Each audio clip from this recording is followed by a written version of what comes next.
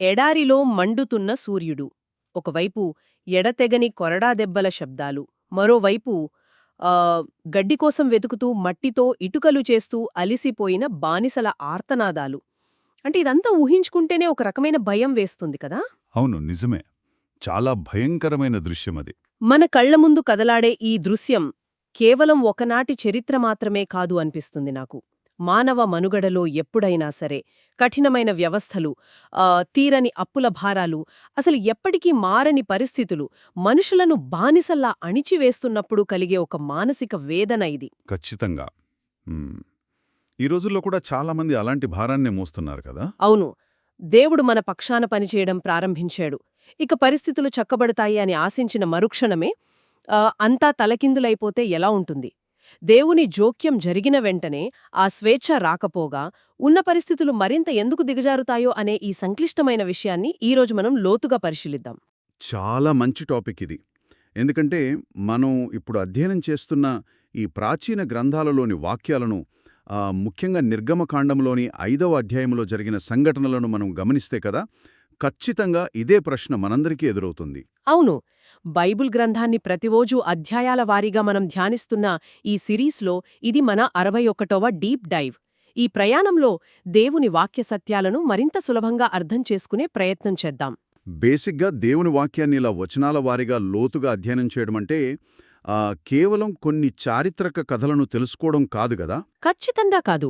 దేవుని మారని గుణగణాలేంటి, ఆయన సార్వభౌమాధికారం ఎలాంటిది, ఆయన ప్రేమ ఎలాంటిదో అర్థం చేసుకునే ఒక పవిత్రమైన ప్రయాణమని చెప్పొచ్చు. దీనికి ముందు జరిగిన పరిణామాలను ఒక్కసారి మనం గుర్తు చేసుకుంటే, దేవుని పిలుపును అందుకున్న మోషే అలాదే అహరోనులు ఐగుప్తుకు చేరుకున్నారు. దేవుడు అద్భుతాలు చేస్తాడు, తమ జనాంగానికి వెంటనే స్వేచ్ఛ వస్తుంది అని వారు ఎంతో ఆశించారు. పాపం, వాళ్ల ఆశలన్నీ ఒకేసారి ఆవిరైపోయాయి గదా అక్కడ. అవును, వారు ఆశించిన దానికి పూర్తి భిన్నంగా, అత్యంత భయంకరంగా అక్కడ పరిస్థితులు మారబోతున్నాయి ఇప్పుడు. ఇక్కడే అసలైన కథ మొదలవుతుంది.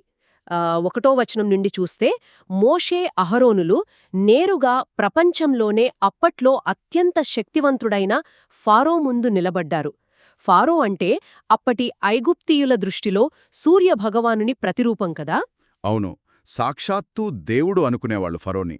అలాంటి ఒక మహాచక్రవర్తి ముందు నిలబడి, ఇశ్రాయేలీయుల దేవుడైన యెహోవా అరణ్యములో తనకు ఉత్సవము చేయడానికి తన జనులను పోనిమ్మని సెలవిచ్చుచున్నాడు అని చెప్పడం ఎంతటి సాహసమసలు! ఇది కేవలం ఒక చక్రవర్తికి, కొందరు బానిసలకు మధ్య జరిగిన పోరాటం కాదు. ఇది దేవుని సార్వభౌమాధికారానికి, ఒక సామ్రాజ్యపు అహంకారానికి మధ్య జరిగిన ప్రత్యక్ష యుద్ధం. ఎగ్జాక్ట్లీ. ఇక్కడ ఆరంభంలోనే మనకు ఒక అత్యద్భుతమైన సత్యం దాగి ఉంది. లోకం దృష్టిలో ఇశ్రాయేలీలు కేవలం మట్టితో సమానమైన బానిసలు మాత్రమే. వారి ప్రాణాలకు ఐగుప్తులో ఎలాంటి విలువ లేదు అప్పట్లో. ఒక రకంగా చెప్పాలంటే వారు యంత్రాల్లాంటివాళ్లు వాళ్లకి. వాడేసి పారేసే వస్తువుల్లా చూసేవారు. కాని దేవుడు వాళ్ళని ఏమని పిలిచాడో గమనించారా? నా జనులు అని పిలిచాడు. ఇక్కడే దేవుని నిబంధన విశ్వసనీయత మనకు చాలా స్పష్టంగా కనిపిస్తుంది. అలాగే దేవుడు వారిని విడిపించడానికి చెప్పిన కారణం కూడా ఆసక్తికరంగా ఉంటుంది. అవును, ఉత్సవం చేయడానికి అని మోషే అడిగాడు కదా. అదే హెబ్రీ భాషలో వాడబడిన పదం చాగ్. చాగ్ అనే పదానికి అర్థమేంటంటే దేవునితో సహవాసం చేసే ఒక మతపరమైన పండుగ లేదా ఉత్సవం. అంటే దేవుని ఉద్దేశం ఇక్కడ కేవలం వారి భౌతిక సంకళ్లు విప్పడం మాత్రమే కాదు, వారిని తన ఆరాధకులుగా మార్చుకోవడం, వారి గుర్తింపును బానిసల నుండి దేవుని కుమారులుగా మార్చడం అన్నమాట. వావ్, ఇది చాలా లోతైన ఆలోచన. అంటే దేవుడు కేవలం వారినొక భౌగోళిక ప్రాంతం నుండి మరో ప్రాంతానికి తరలించడం లేదు, వారి ఆత్మీయ స్థితిని కూడా సమూలంగా మారుస్తున్నాడు. అవును, ఖచ్చితంగా. కానీ ఫరో స్పందన చూస్తే ఎవరికైనా ఆశ్చర్యం వేస్తుంది అసలు. ఇశ్రాయేలీయులను పోనిచ్చుటకు ఆ యెహోవా ఎవడు? నేను ఆయన మాట వినను అని ఫరో చాలా అహంకారంగా సమాధానమిస్తాడు 2వ వచనంలో. అయితే నాకిక్కడ ఒక చిన్న సందేహం కలుగుతోంది. అడగండి. ఫరో కేవలం దేవుని అస్తిత్వాన్ని ప్రశ్నించే ఒక నాస్తికుడిలా మాట్లాడుతున్నాడా, లేక దీని వెనుక ఏదైనా బలమైన మానసిక కారణముందా అంటారా? ఇది చాలా అద్భుతమైన ప్రశ్న. ఫరో స్పందన కేవలం నాస్తికత్వం కాదు, అది ప్రాథమిక మనుగడకు, అంటే సర్వైవల్కు సంబంధించిన ఒక భయం నుండి పుట్టిన అహంకారం. ఓ, సర్వైవల్ భయమా? అవును. ప్రాచీన ఐగుప్త ఆర్థిక వ్యవస్థ మొత్తం ఉచిక బానిస శ్రమపై ఆధారపడి నిర్మించబడింది కదా. తన కిందివారిని అణిచివేస్తేనే తన సామ్రాజ్యం నిలబడుతుంది అనే ఒక తీవ్రమైన అభద్రతా భావం ఫరోలో ఉంది. అందుకే మోషే దేవుని గురించి ఆరాధన గురించి చెప్పగానే ఫరో దాన్ని తన ఆర్థిక రాజకీయ పునాదుల మీద జరిగిన ఒక దాడిగా భావించాడు. అంటే తనను తాను దేవుడిగా ప్రొజెక్ట్ చేసుకుంటున్నాడు కాబట్టి మరో దేవుడున్నాడు అంటే ఫరోకిష్టం లేదు. ఖచ్చితంగా తనకంటే శక్తివంతమైన దేవుడు ఒకడు ఉన్నాడు అని అంగీకరిస్తే తన దైవత్వపు భ్రమలన్నీ బద్దలవుతాయని ఫరోకు తెలుసు కదా. ఈ అభద్రతా భావమే ఫరోను బహుశా మరింత క్రూరుడుగా మార్చింది అనిపిస్తుంది. ఆ తర్వాత 4-5 వచనాల్లో ఫరో వాదన మరింత ఆశ్చర్యకరంగా ఉంటుంది కదా. అవును, ఏమంటాడంటే, ప్రజలు దేవుని ఆరాధించడానికి అరణ్యానికి వెళ్తాము అని అడిగితే ఫరో వారిని సోమరులు అని ముద్రవేశాడు. దేవుని సందేశాన్ని ఎంత సులువుగా పక్కదారి పట్టించాడు చూడండిక్కడ. మీ పనులకు మీరు వెళ్ళండి అంటూ మోషే అహరోనులను చాలా దారుణంగా గద్దించాడు. ఎగ్జాక్ట్లీ. ఇక్కడ ఫరో ప్రవర్తన నేటి ఆధునిక లోకపు వ్యవస్థలకొక అద్దం పడుతుంది అని చెప్పొచ్చు మనం. ఆరాధన కోసం, ఆత్మీయ విశ్రాంతి కోసం సమయం అడగడాన్ని ఫరో నేరుగా సోమరితనమనేశాడు. ఇది కేవలం ఆనాటి ఐగుప్తులో మాత్రమే కాదు. అవును, ఇవాల్టి కార్పొరేట్ కల్చర్లో కూడా చూస్తున్నాం కదా మనం. 100%. నేటి ప్రపంచంలో కూడా ఆ నిరంతర పని, బిజీ జీవితం అనే ఉచ్చు మనుషులను కేవలం యంత్రాల్లా మార్చేస్తోంది. దేవుని సన్నిధిలో గడపడాన్ని, జీవిత పరమార్థము గురించి ఆలోచించడాన్ని ఈ లోకపు వ్యవస్థలు కాలవృతాన భావిస్తాయి కదా. దేవుని రాజ్యం మనుషులకు విశ్రాంతిని, అంటే ఒక సబ్బాత్నిస్తే, ఈ అహంకారపూరిత వ్యవస్థలు ఎప్పుడూ మరింత భారాన్ని మోపుతూనే ఉంటాయి. మనిషికి ఆలోచించే సమయం దొరికితే వాడు ఖచ్చితంగా స్వేచ్ఛ గురించి ప్రశ్నిస్తాడు అని ఏ నియంతకైనా తెలుసు అనమాట. అవును, వాళ్ళని నిరంతరం అలసిపోయేలా చేయడం ద్వారా వాళ్ళ మెదడు ఆలోచించకుండా చేయడం ఒక ప్రధానమైన ఎత్తుగడ. ఫరో సరిగ్గా అదే చేశాడిక్కడ. అవును, 6-9 వచనాల్లో చూస్తే పరిస్థితి అత్యంత భయానకంగా మారుతుంది. అధికారులను పిలిపించి ఫరో ఒక కఠినమైన ఆజ్ఞ జారీ చేస్తాడు. ఇటుకలు చేయడానికి మీరింతకు ముందు వలె ప్రజలకు గడ్డి ఇవ్వకూడదు. వారు వెళ్లి తమ కొరకే గడ్డి కూర్చుకోవాలి. కాని ఇంతకు ముందు వారు చేసిన ఇటుకల లెక్క ప్రకారమే మీరు వారి చేత చేయించాలి, అందులో ఏమాత్రం తక్కువ చేయకూడదు అని శాసిస్తాడు కదా. చూడ్డానికి చిన్నదైనా దాని ఇంపాక్ట్ చాలా క్రూరమైనది. అదే నాకు తీవ్రమైన ప్రశ్నే ఉందిక్కడ. దేవుడు సర్వశక్తిమంతుడు కదా. ఇశ్రాయేలీలు దేవుని మాట వినడానికి ముందుకొచ్చిన వెంటనే ఫరో హృదయాన్ని దేవుడెందుకు మార్చేలేదు? అసలీ గడ్డి లేకుండా ఇటుకలు చేయమని అడిగే మానసిక హింసగుండా వారు వెళ్లడాన్ని దేవుడు ఎందుకు అనుమతించాడు అంటారు? ఇది కొంచెం దేవుని కఠినత్వాన్ని చూపిస్తున్నట్లు అనిపించడం లేదా? పైకి చూసినప్పుడు అలానే అనిపిస్తుంది. అంటే ఇది దేవుని కఠినత్వంగానే అనిపించినా దీని వెనుక ఒక అద్భుతమైన విమోచన వ్యూహముంది అని మనం అర్థం చేసుకోవాలి. అంటే గడ్డి ప్రాముఖ్యత ఏమైనా ఉందా ఇక్కడ? ఖచ్చితంగా. ఆ కాలంలో ఇటుకల తయారీకి గడ్డి ఎందుకు అవసరమంటే, గడ్డి నీటిలో కుళ్ళిపోయినప్పుడు విడుదలయ్యే రసాయనాలు, ముఖ్యంగా హ్యూమిక్ యాసిడ్ అనేది మట్టిని బలంగా బంధిస్తుంది. అంటే అదొక కెమికల్ ప్రాసెస్ అన్నమాట. అవును, హెబ్రీ భాషలో ఈ గడ్డిని తెబేనంటారు. గడ్డి లేకుండా కేవలం మట్టితో ఇటుకలు చేస్తే అవి ఎండకు ఇట్టే పగిలిపోతాయి. వనరులివ్వకుండా మునుపటి లక్ష్యాలను సాధించమనడం అనేది ఒక రాక్షస వ్యూహం. ఒక మనిషిని శారీరకంగా, మానసికంగా పూర్తిగా విచ్ఛిన్నం చేయాలన్నదే ఫారో అసలైన ఉద్దేశం. గడ్డి వెతుక్కోడానికే వారి సమయం, శక్తి అంతా ఖర్చయిపోతే ఇక దేవుని వాగ్దానాల గురించి ఆలోచించే తీరికెక్కడుంటుంది వాళ్ళకి కదా. ఎగ్జాక్ట్లీ. ఆత్మీయ స్వేచ్ఛ వైపు అడుగులు వేస్తున్నప్పుడు లోకపరమైన భారాలు మరింత ఉక్కిరిబిక్కిరి చేస్తాయనడానికి ఇదొక గొప్ప ఉదాహరణ. కాని దేవుని సార్వభౌమాధికారం ఇందులో ఎలా కనిపిస్తోంది? బేసిగ్గా ఆయన దీని ద్వారా వారికేం నేర్పించాలనుకున్నాడు? ఇక్కడే ఒక గొప్ప ఆత్మీయ సత్యముంది. ఇజ్రాయేలీలు శారీరకంగా ఐగుప్తును వదిలి వెళ్లాలంటే ముందు మానసిక స్థాయిలో ఐగుప్తు మీద వారికి ఏమాత్రం ఆశ లేకుండా పోవాలి. వారు ఇప్పటికీ ఫరో ఇచ్చే సౌకర్యాల మీద, ఫరో వ్యవస్థ మీద ఆధారపడుతున్నారు. దేవుడు పరిస్థితులను ఎందుకు మరింత కఠినంగా మారనిచ్చాడంటే వారు లోకపు వ్యవస్థలపై ఆధారపడటం పూర్తిగా మానేయాలి అని. వాళ్ళ గుడ్డి నమ్మకాన్ని బద్దలు కొట్టాలన్నమాట దేవుడు. అవును, ఇక్కడే ఒక గొప్ప వేదాంత సత్యం దాగి ఉంది. ఈ గడ్డి లేకుండా ఇటుకలు చేయడమనేది దేవుని కృప లేకుండా మానవులు తమ స్వంత శక్తితో నీతిమంతులుగా తీర్చబడాలని ప్రయత్నించే ధర్మశాస్త్రంతో సమానం. ధర్మశాస్త్రం అంటారా? అంటే లా వర్సెస్ గ్రేస్ కాన్సెప్ట్ ఇక్కడొస్తుందా? ఖచ్చితంగా. ధర్మశాస్త్రం పరిపూర్ణతను అడుగుతోంది. ఏమాత్రం ఇటుకల లెక్క తగ్గించదు. కాని ఆ పని చేయడానికి కావలసిన శక్తిని మాత్రం ధర్మశాస్త్రమివ్వదు. దేవుని కృప మాత్రమే మానవులకు కావలసిన శక్తిని ఉచితంగా ఇస్తుందని వారు గ్రహించాలి అంటే ముందు వారి సొంత బలం ఏమాత్రం సరిపోదు అని వాళ్ళు ప్రాక్టికల్గా తెలుసుకోవాలి. అబ్బా! ఆ వివరణ నిజంగా చాలా అద్భుతంగా ఉంది. అంటే ధర్మశాస్త్రం పరిపూర్ణతను అడుగుతుంది కానీ శక్తినివ్వదు. మన సొంత శక్తితో బ్రతకడమంటే ఒక రకంగా గడ్డి లేకుండా ఇటుకలు చేయడమే. ఈ క్రూరమైన ఆజ్ఞ తరువాత క్షేత్రస్థాయిలో 10 నుండి 14 వచనాల్లో ఏం జరిగిందో ఊహించుకుంటేనే గుండె బరువెక్కుతుంది కదా! అవును, ప్రజలు పడ్డ పాట్లు అన్నీ ఇన్ని కావు. గడ్డికి బదులుగా కొయ్యకాళ్లు ఏరుకోవడానికి ఐగుప్తు దేశమంతటా వారు చెదిరిపోయారు. ఎండలో కాలిపోతున్న పచ్చని పొలాల్లో పడిపోయిన కొయ్యకాళ్ల కోసం ప్రాణాలకు తెగించి వెతకాల్సొచ్చింది వాళ్లకి. ఇక్కడ వాడబడిన పదాలు కూడా ఆనాటి ఆ దారుణ పరిస్థితులను మన కళ్లక్కడతాయి. ఐగుప్తు అధికారులను హెబ్రీలో నాగాస్ అని, ఇజ్రాయేలీల నాయకులను షోటర్ అని అంటారు. ఇజ్రాయేలీలు ఆ ఎండిన కొయ్యకాలు అంటే హెబ్రీలో కాష్ వెతుక్కోడానికి ఎండలో ఎలా చల్లాచెదరయ్యారో మనం చూడవచ్చు. ఒకరికొకరు దూరమైపోయారు. అవును, ఫరో తన ప్రధాన వ్యూహాన్ని ఇక్కడే అమలు చేశాడు. అదేంటంటే వారి మధ్యన్న ఐక్యతను విచ్ఛిన్నం చేయడం. ఇటుకల లెక్క తగ్గనందుకు ఐగుప్తు అధికారులేం చేశారంటే ఇశ్రాయేలీల నాయకుల్నే పట్టుకుని కొరడాలతో దారుణంగా కొట్టారు.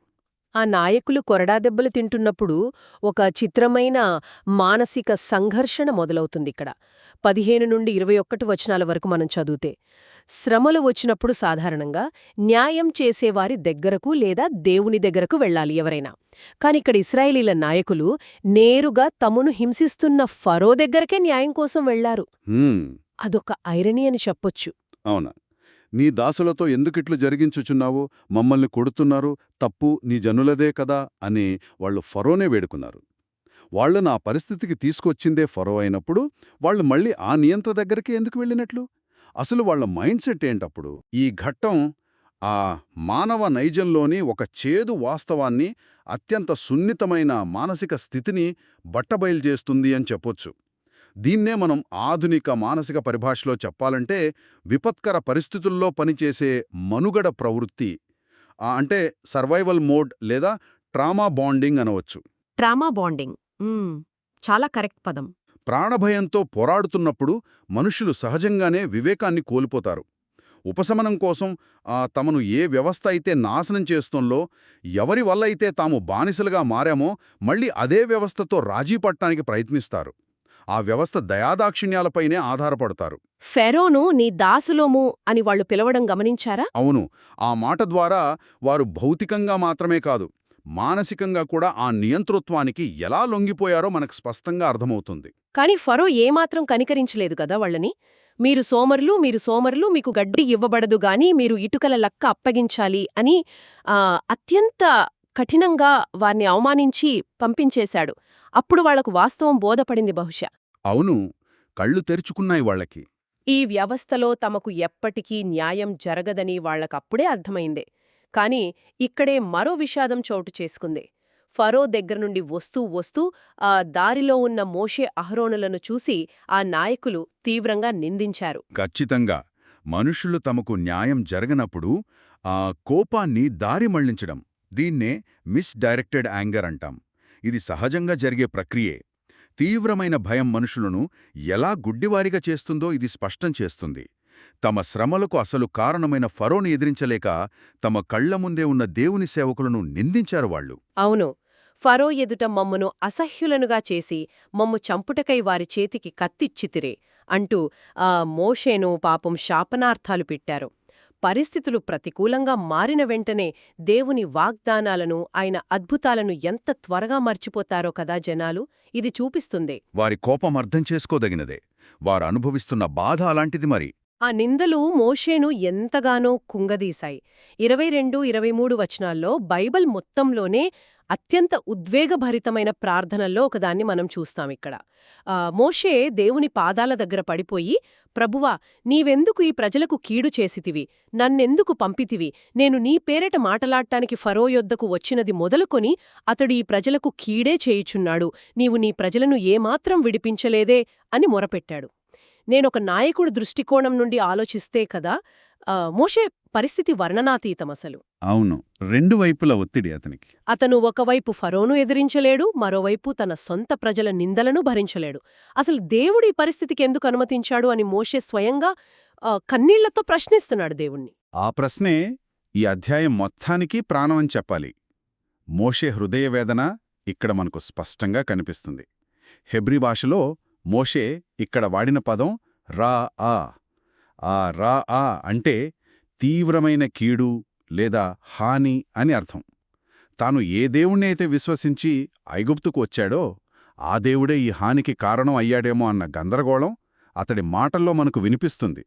పాపం ఆయనకైనా ఎలా తెలుస్తుంది ముందేం జరగబోతుందో కదా? అదే, దేవుడు మనకు మేలు చేయడానికి వచ్చే మార్గంలో కొన్నిసార్లు అది కీడువలే అనిపించేలా పరిస్థితులను అనుమతిస్తాడాయన. క్రీస్తు కేంద్రీకృతమైన వేదాంత కోణంలో ఈ దృశ్యాన్ని మనం చూడాలిక్కడ. మోషే తన సొంత బలాన్ని, తన వాగ్దాటిని, పరిస్థితులు వెంటనే మారిపోతాయి అన్న తన అంచనాలను కోల్పోయి కేవలం శూన్యమైన చేతులతో దేవుని వైపు చూడటమే దేవుని అసలైన ప్రణాళికిక్కడ. అంటే మన సొంత ప్రయత్నాలు, మన బలం పూర్తిగా విఫలమై ఆగిపోయినప్పుడే కదా దేవుని మహాకృప పనిచేయడం మొదలవుతుంది అని మీరు చెబుతున్నారు? 100%.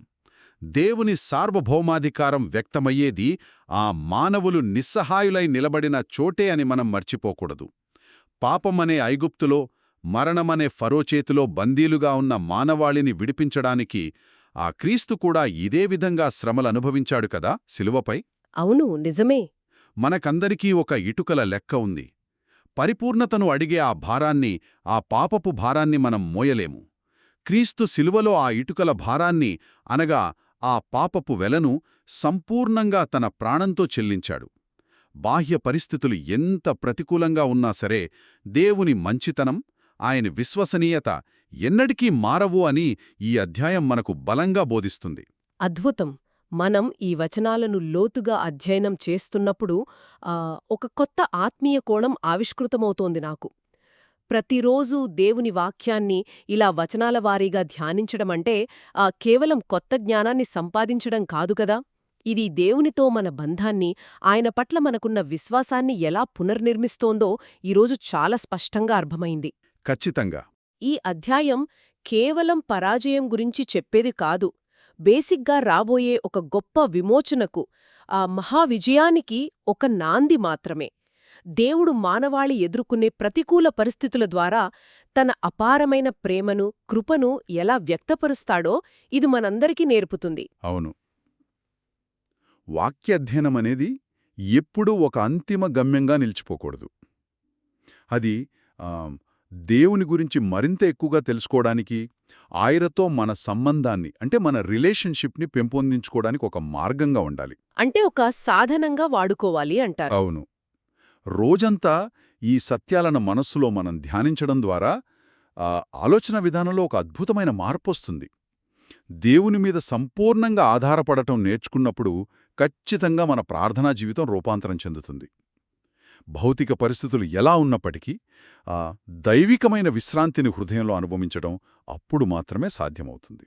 ఎంత గొప్ప విశ్లేషణాసులు!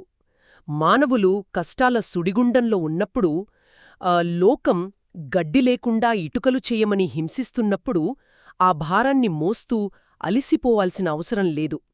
మీ భారాలను దేవుని పాదాల చెంత గించండి. దేవుని జోక్యం ఆలస్యమైనట్లనిపించినా ఆయన తన ప్రజలను ఎన్నడూ విడిచిపెట్టడు అని ఈ 5వ అధ్యాయం మనకు చాలా స్పష్టం చేస్తోంది. అవును, ఆయన ప్రేమ శాశ్వతమైనది. ఈ సుదీర్ఘమైన లోతైన విశ్లేషణ ముగించే ముందు మనందరం ఆలోచించాల్సిన ఒక చారిత్రక సత్యముందండి. 100ల సంవత్సరాల చరిత్రను మనం గమనిస్తే ప్రపంచంలోని ఎన్నో సామ్రాజ్యాలు తమ కింది స్థాయి ప్రజల వనరులను కత్తిరిస్తూ వారి నుండి గరిష్ట శ్రమను దోచుకోవాలని చూసే కదా. ఎన్నో నియంతృత్వాలు మనం చూశాం హిస్టరీలో. మరింత బలపడుతుందని పాలకులంతా నమ్మారప్పట్లో. కాని చరిత్ర పుటలు తిరగేస్తే అదే వ్యూహం ఆయా సామ్రాజ్యాల పతనానికి నాంది పలికిన ఒక గొప్ప విప్లవంగా ఎందుకు మారింది? అణచివేత ద్వారా సాధించిన ఆ సంపూర్ణ ఆధిపత్యం చివరికి అదే సామ్రాజ్య పునాదులను ఎలా కూకటివేళ్లతో పెకిలిస్తుందో ఒక్కసారి ఆలోచించండి. బహుశా మానవ నియంతృత్వం ఎప్పుడూ తన పతనాన్ని తానే నిర్మించుకుంటుందేమో కదా. నిజమే, ఎవరి గోతులు వాళ్లే తవ్వుకుంటారు అన్నట్లు. దేవుని సార్వభౌమాధికారం ముందు ఏ మానవ అహంకారమూ నిలబడలేదు. ఖచ్చితంగా. మరి ఈరోజు ఈ అధ్యాయం ద్వారా దేవుడు మీకు నేర్పించిన ఆ కొత్త సత్యమేమిటో ప్రతి ఒక్కరూ కింద కామెంట్ చేసి మాతో పంచుకోండి. అవును, మీ ఆలోచనలు తెలుసుకోవాలని మేంగూడా ఆశపడుతున్నాము. అలాగే ఈ వాక్యం విన్న తర్వాత మీ దైనందిన జీవితంలో తీసుకోబోయే ఒక ఆచరణాత్మకమైన నిర్ణయమేమిటో కూడా కామెంట్స్లో రాయండి. మీ తోటి ఆత్మీయ సహోదరుల విశ్వాసాన్ని కట్టడానికి, దేవుల్లో వారిని బలపర్చడానికి ఈ సందేశాన్ని వారితో తప్పక పంచుకోండి. దేవుని వాక్యాన్ని పంచుకోవడం మనందరి బాధ్యత కదా. తర్వాతి ఎపిసోడ్ కోసం వేచి ఉండండి. మన ఛానల్కు సబ్స్క్రైబ్ చేసుకోవడం మర్చిపోవద్దు. దేవుడు మిమ్మల్ని దీవించునుగాక. God bless you. God bless you.